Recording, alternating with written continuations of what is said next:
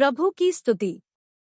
आप इस चैनल को रोजाना सुनकर 1 साल में बाइबल पढ़ सकते हैं। Please subscribe and support.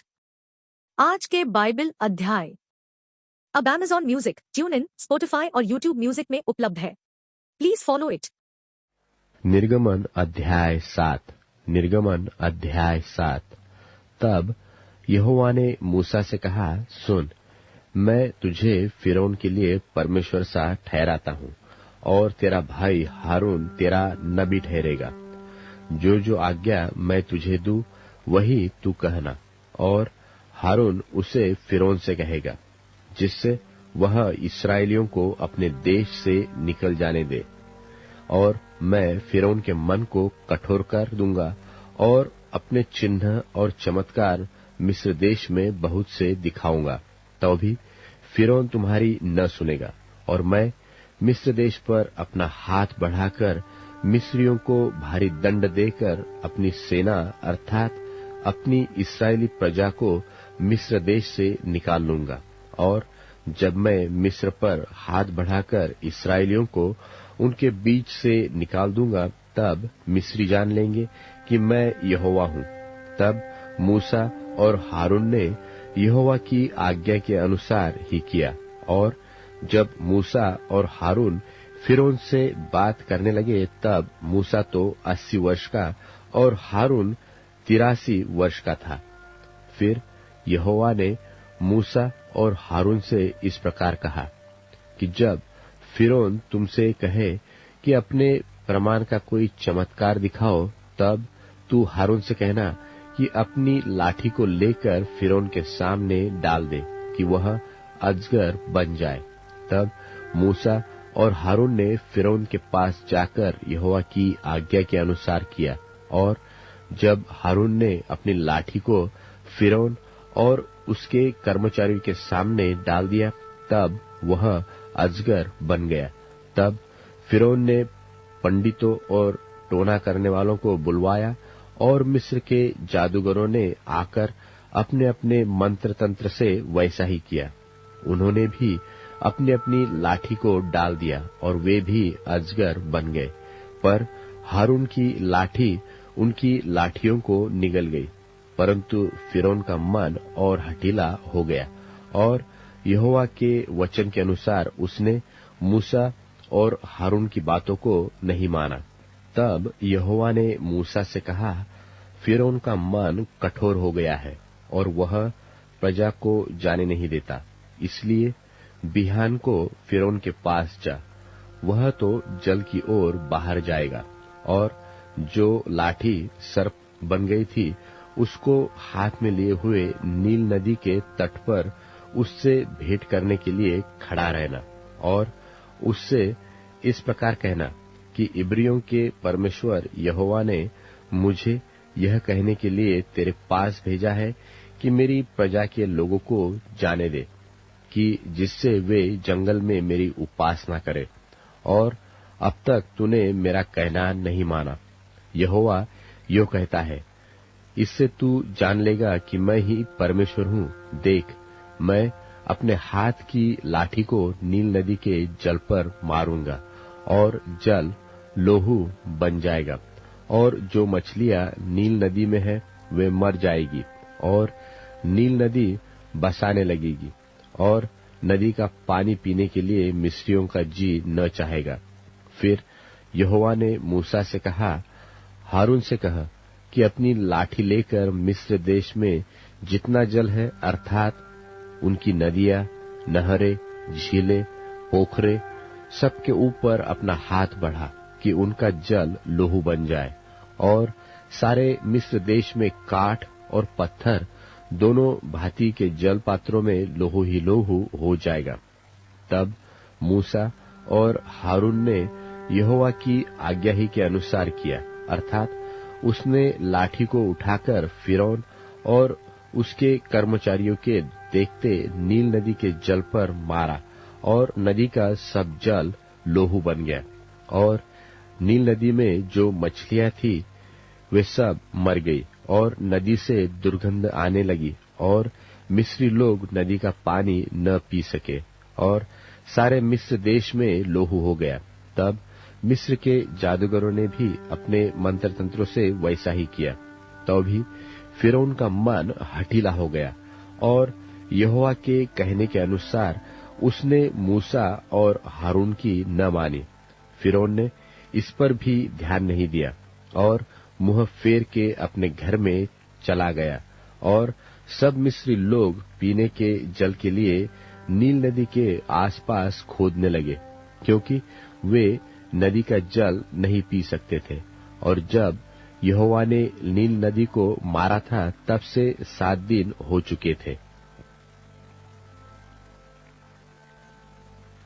निर्गमन अध्याय 8।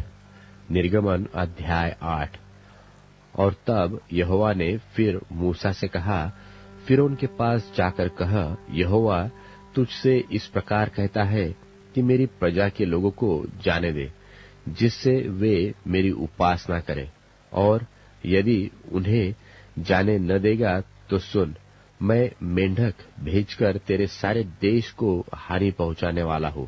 और नील नदी मेंढकों से भर जाएगी, और वे तेरे भवन में और तेरे बिछौने पर और तेरे कर्मचारियों के घरों में और तेरी प्रजा पर तेरे तंदूरों और कठौतियों में भी चढ़ जाएगी।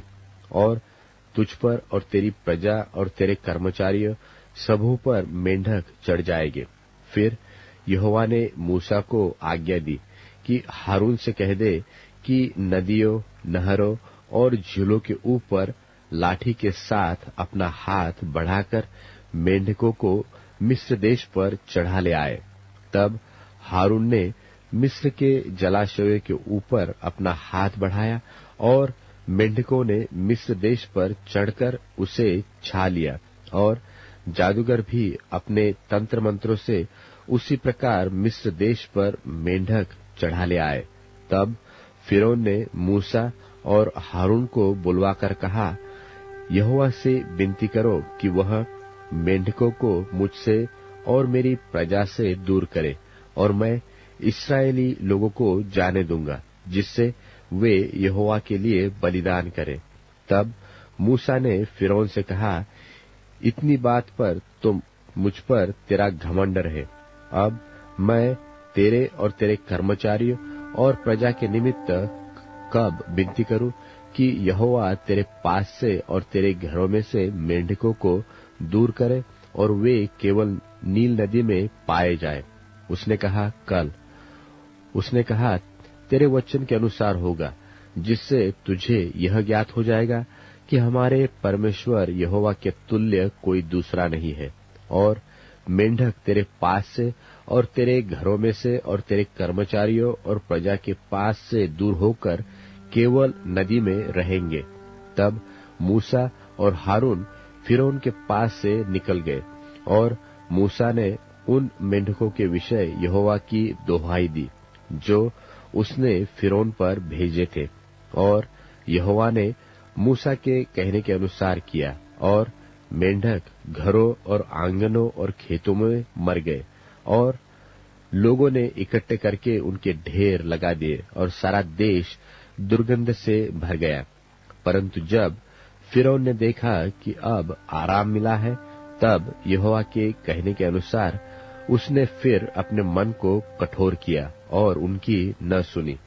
फिर यहोवा ने मूसा से कहा, हारून को आज्ञा दे कि तू अपनी लाठी बढ़ाकर भूमि की धूल पर मार, जिससे वह मिस्र देश भर में कुटकिया बन जाए। और उन्होंने वैसा ही किया। अर्थात हारून ने लाठी को ले हाथ बढ़ाकर भूमि की धूल पर मारा।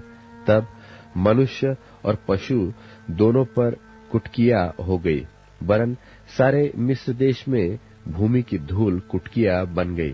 तब जादूगर ने चाहा कि अपने मंत्र तंत्रों के बल से हम भी कुटकिया ले आए, परंतु यह उनसे न हो सका, और मनुष्यों और पशु दोनों पर कुटकिया बनी ही रही। तब जादूगरों ने फिरौन से कहा, यह तो परमेश्वर के हाथ का काम है। तो भी यहोवा के कहने के अनुसार फिरौन का मन कठोर होता रहा, और उसने मूसा और हारून की बात न मानी। फिर यहोवा ने मूसा से कहा, बिहान को तड़के उठकर फिरौन के सामने खड़ा होना। वह तो जल की ओर आएगा और उससे कहना कि यहोवा तुझसे यह कहता है कि मेरी प्रजा के लोगों को जाने दे कि वे मेरी उपासना करें। यदि तू मेरी प्रजा को न जाने देगा तो सुन, मैं तुझ पर और तेरे कर्मचारियों और तेरी प्रजा पर और तेरे घरों में झुंड के झुंड डास भेजूंगा और मिस्रियों के घर और उनके रहने की भूमि में भी डास भर जाएंगे। उस दिन मैं गोशेन देश को, जिसमें मेरी प्रजा रहती है, अलग करूंगा और उसमें डासों के झुंड न होंगे, जिससे तू जान ले कि पृथ्वी के बीच में मैं ही यहोवा हूँ और मैं अपनी प्रजा और तेरी प्रजा में अंतर ठहराऊंगा। यह चिन्ह कल होगा। और यहोवा ने वैसा ही किया और फिरौन के भवन और उसके कर्मचारियों के घरों में और सारे मिस्र देश में डासों के झुंड भर गए और डासों के मारे वह देश नाश हुआ। तब फिरौन ने मूसा और हारून को बुलवाकर कहा, तुम जाकर अपने परमेश्वर के लिए इसी देश में बलिदान करो।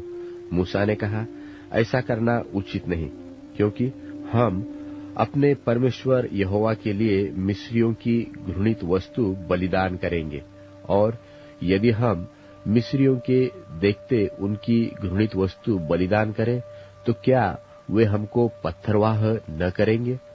हम जंगल में 3 दिन के मार्ग पर जाकर अपने परमेश्वर यहोवा के लिए जैसा वह हमसे कहेगा वैसा ही बलिदान करेंगे। फिरौन ने कहा, मैं तुमको जंगल में जाने दूंगा कि तुम अपने परमेश्वर यहोवा के लिए जंगल में बलिदान करो। केवल बहुत दूर न जाना और मेरे लिए विनती करो। तब मूसा ने कहा, सुन, मैं तेरे पास से बाहर जाकर यहोवा से विनती करूंगा कि डासों के झुंड तेरे और तेरे कर्मचारियों और प्रजा के पास से कल ही दूर हो। पर फिरौन आगे को कपट करके हमें यहोवा के लिए बलिदान करने को जाने देने के लिए नहीं न करे। सो मूसा ने फिरौन के पास से बाहर जाकर यहोवा से विनती की, और यहोवा ने मूसा के कहे के अनुसार डासों के झुंडों को फिरौन और उसके कर्मचारियों और उसकी प्रजा से दूर किया, यहाँ तक कि एक भी न रहा। तब फिरौन ने इस बार भी अपने मन को सुन्न किया और उन लोगों को जाने न दिया। लूका रचित सुसमाचार 8वां अध्याय। इसके बाद वह नगर नगर और गांव गांव प्रचार करता हुआ और परमेश्वर के राज्य का सुसमाचार सुनाता हुआ फिरने लगा। और वे 12 उसके साथ थे, और कितनी स्त्रियां भी जो दुष्टात्माओं से और बीमारियों से छुड़ाई गई थीं। और वे ये हैं, मरियम जो मगदलिनी कहलाती थी, जिसमें से 7 दुष्ट आत्माएं निकली थीं, और हेरोदेस के भंडारी खोजा की पत्नी योअन्ना और सुसन्ना और बहुत सी और स्त्रियां, ये तो अपनी संपत्ति से उसकी सेवा करती थीं। जब बड़ी भीड़ इकट्ठी हुई और नगर नगर के लोग उसके पास चले आते थे, तो उसने दृष्टांत में कहा कि एक बोने वाला बीज बोने निकला। बोते हुए कुछ मार्ग के किनारे गिरा और रौंदा गया, और आकाश के पक्षियों ने उसे चुग लिया। और कुछ चट्टान पर गिरा और उपजा, परंतु तरी न मिलने से सूख गया। कुछ झाड़ियों के बीच में गिरा, और झाड़ियों ने साथ साथ बढ़कर उसे दबा लिया। और कुछ अच्छी भूमि पर गिरा और उगकर 100 गुना फल लाया। यह कहकर उसने ऊंचे शब्द से कहा, जिसके सुनने के कान हो वह सुन ले। उसके चेलों ने उससे पूछा कि यह दृष्टांत क्या है? उसने कहा, तुमको परमेश्वर के राज्य के भेदों की समझ दी गई है, पर औरों को दृष्टांतों में सुनाया जाता है, इसलिए कि वे देखते हुए भी न देखें और सुनते हुए भी न समझें। दृष्टांत यह है, बीज तो परमेश्वर का वचन है। मार्ग के किनारे के वे हैं जिन्होंने सुना, तब शैतान आकर उनके मन में से वचन उठा ले जाता है कि कहीं ऐसा न हो कि वे विश्वास करके उद्धार पाएं। चट्टान पर के वे हैं कि जब सुनते हैं तो आनंद से वचन को ग्रहण तो करते हैं, परंतु जड़ न पकड़ने से वे थोड़ी देर तक विश्वास रखते हैं और परीक्षा के समय बहक जाते हैं। जो झाड़ियों में गिरा सो वे हैं जो सुनते हैं, पर होते होते चिंता और धन और जीवन के सुख विलास में फंस जाते हैं और उनका फल नहीं पकता। पर अच्छी भूमि में के वे हैं जो वचन सुनकर भले और उत्तम मन में संभाले रहते हैं और धीरज से फल लाते हैं। कोई दिया बार के बर्तन से नहीं छिपाता और न खाट के नीचे रखता है, परंतु दीवट पर रखता है कि भीतर आने वाले प्रकाश पाएं। कुछ छिपा नहीं जो प्रकट न हो, और न कुछ गुप्त है जो जाना न जाए और प्रकट न हो। इसलिए चौकस रहो कि तुम किस रीति से सुनते हो, क्योंकि जिसके पास है उसे दिया जाएगा, और जिसके पास नहीं है उससे वह भी ले लिया जाएगा जिसे वह अपना समझता है। उसकी माता और उसके भाई उसके पास आए, पर भीड़ के कारण उससे भेंट न कर सके, और उससे कहा गया कि तेरी माता और तेरे भाई बाहर खड़े हुए तुझसे मिलना चाहते हैं। उसने उसके उत्तर में उनसे कहा कि मेरी माता और मेरे भाई ये ही हैं जो परमेश्वर का वचन सुनते और मानते हैं। फिर एक दिन वह और उसके चेले नाव पर चढ़े, और उसने उनसे कहा कि आओ झील के पार चलें। सो उन्होंने नाव खोल दी। पर जब नाव चल रही थी तो वह सो गया, और झील पर आंधी आई और नाव पानी से भरने लगी, और वे जोखिम में थे। तब उन्होंने पास आकर उसे जगाया और कहा, स्वामी स्वामी, हम नाश हुए जाते हैं। तब उसने उठकर आंधी को और पानी की लहरों को डांटा, और वे थम गए और चैन हो गया। और उसने उनसे कहा, तुम्हारा विश्वास कहाँ था? पर वे डर गए और अचंभित होकर आपस में कहने लगे, यह कौन है जो आंधी और पानी को भी आज्ञा देता है और वे उसकी मानते हैं। फिर वे गिरासेनियों के देश में पहुंचे, जो उस पार गलील के सामने है। जब वह किनारे पर उतरा तो उस नगर का एक मनुष्य उसे मिला जिसमें दुष्ट आत्माएं थीं, और बहुत दिनों से न कपड़े पहनता था और न घर में रहता था, वरन कब्रों में रहा करता था। वह यीशु को देखकर चिल्लाया और उसके सामने गिरकर ऊंचे शब्द से कहा, हे परम प्रधान परमेश्वर के पुत्र यीशु, मुझे तुझसे क्या काम? मैं तेरी विनती करता हूं, मुझे पीड़ा न दे। क्योंकि वह उस अशुद्ध आत्मा को उस मनुष्य में से निकलने की आज्ञा दे रहा था, इसलिए कि वह उस पर बार बार प्रबल होती थी। और यद्यपि लोग उसे सांकलों और बेड़ियों से बांधते थे, तो भी वह बंधनों को तोड़ डालता था, और दुष्टात्मा उसे जंगल में भगाए फिरती थी। यीशु ने उससे पूछा, तेरा क्या नाम है? उसने कहा, सेना, क्योंकि बहुत दुष्ट आत्माएं उसमें बैठ गई थीं। और उन्होंने उससे विनती की कि हमें अथाह गड्ढे में जाने की आज्ञा न दे। वहां पहाड़ पर सूअरों का एक बड़ा झुंड चर रहा था। सो उन्होंने उससे विनती की कि हमें उनमें बैठने दे। सो उसने उन्हें जाने दिया। तब दुष्ट आत्माएं उस मनुष्य से निकलकर सूअरों में गईं, और वह झुंड कड़ाड़े पर से झपटकर झील में जा गिरा और डूब मरा। चरवाहे यह जो हुआ था देखकर भागे, और नगर में और गांव में जाकर उसका समाचार कहा। और लोग यह जो हुआ था उसके देखने को निकले, और यीशु के पास आकर जिस मनुष्य से दुष्टात्माएं निकली थीं, उसे यीशु के पांवों के पास कपड़े पहने और सचेत बैठे हुए पाकर डर गए। और देखने वालों ने उनको बताया कि वह दुष्टात्मा का सताया हुआ मनुष्य किस प्रकार अच्छा हुआ। तब गिरासेनियों के आसपास के सब लोगों ने यीशु से विनती की कि हमारे यहां से चला जा, क्योंकि उन पर बड़ा भय छा गया था। सो वह नाव पर चढ़कर लौट गया। जिस मनुष्य से दुष्टात्माएं निकली थीं, वह उससे विनती करने लगा कि मुझे अपने साथ रहने दे, परंतु यीशु ने उसे विदा करके कहा, अपने घर को लौट जा और लोगों से कह दे कि परमेश्वर ने तेरे लिए कैसे बड़े बड़े काम किए हैं। वह जाकर सारे नगर में प्रचार करने लगा कि यीशु ने मेरे लिए कैसे बड़े बड़े काम किए हैं। जब यीशु लौट रहा था तो लोग उससे आनंद के साथ मिले, क्योंकि वे सब उसकी बाट जो रहे थे।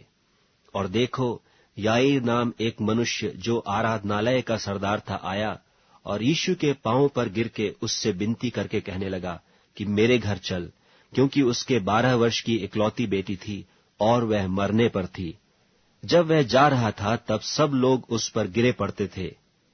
और एक स्त्री ने, जिसको 12 वर्ष से लहू बहने का रोग था और जो अपनी सारी जीविका वैद्यों के पीछे व्यय कर चुकी थी और तो भी किसी के हाथ से चंगी न हो सकी थी, पीछे से आकर उसके वस्त्र के आंचल को छुआ और तुरंत उसका लहू बहना थम गया। इस पर यीशु ने कहा, मुझे किसने छुआ? जब सब मुकरने लगे तो पतरस और उसके साथियों ने कहा, हे स्वामी, तुझे तो भीड़ दबा रही है और तुझ पर गिरी पड़ती है। परंतु यीशु ने कहा, किसी ने मुझे छुआ है, क्योंकि मैंने जान लिया है कि मुझ में से सामर्थ निकली है। जब स्त्री ने देखा कि मैं छिप नहीं सकती, तब कांपती हुई आई और उसके पांवों पर गिरकर सब लोगों के सामने बताया कि मैंने किस कारण से तुझे छुआ और क्यों कर तुरंत चंगी हो गई। उसने उससे कहा, बेटी, तेरे विश्वास ने तुझे चंगा किया है, कुशल से चली जा। वह यह कह ही रहा था कि किसी ने आराधनालय के सरदार के यहां से आकर कहा, तेरी बेटी मर गई, गुरु को दुख न दे।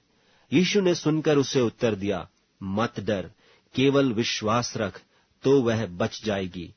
घर में आकर उसने पतरस और यूहन्ना और याकूब और लड़की के माता पिता को छोड़ और किसी को अपने साथ भीतर आने न दिया। और सब उसके लिए रो पीट रहे थे, परंतु उसने कहा, रो मत, वह मरी नहीं परंतु सो रही है। वे यह जानकर कि मर गई है उसकी हंसी करने लगे, परंतु उसने उसका हाथ पकड़ा और पुकार कर कहा, हे लड़की, उठ। तब उसके प्राण फिर आए और वह तुरंत उठी और उसने आज्ञा दी कि उसे कुछ खाने को दिया जाए। उसके माता पिता चकित हुए, परंतु उसने उन्हें चिताया कि यह जो हुआ है किसी से न कहना। भजन संहिता अध्याय 29। भजन संहिता अध्याय 29। हे परमेश्वर के पुत्रों, यहोवा का, हाँ, यहोवा ही का गुणवादन करो। यहोवा की महिमा और सामर्थ्य को सराहो। यहोवा के नाम की महिमा करो। पवित्रता से शोभायमान होकर यहोवा को दंडवत करो। यहोवा की वाणी मेघों के ऊपर सुन पड़ती है। प्रतापी परमेश्वर गरजता है। यहोवा घने मेघों के ऊपर रहता है। यहोवा की वाणी शक्तिशाली है। यहोवा की वाणी प्रतापमय है। यहोवा की वाणी देवदारों को तोड़ डालती है। यहोवा लबानोन के देवदारों को भी तोड़ डालता है। वह उन्हें बछड़े की नाई और लबानोन और शिरियोन को जंगली बछड़े के समान उछालता है। यहोवा की वाणी आग के लपटों को चीरती है। यहोवा की वाणी वन को हिला देती है। यहोवा कादेश के वन को भी कंपाता है। यहोवा की वाणी से हरनियों का गर्भपात हो जाता है और अरण्य में पतझड़ होती है, और उसके मंदिर में सब कोई महिमा ही महिमा बोलता रहता है। जल प्रलय के समय यहोवा विराजमान था, और यहोवा सर्वदा के लिए राजा होकर विराजमान रहता है। यहोवा अपनी प्रजा को बल देगा। यहोवा अपनी प्रजा को शांति की आशीष देगा। अब Amazon music, tune in, Spotify और यूट्यूब म्यूजिक में उपलब्ध है। Please follow it.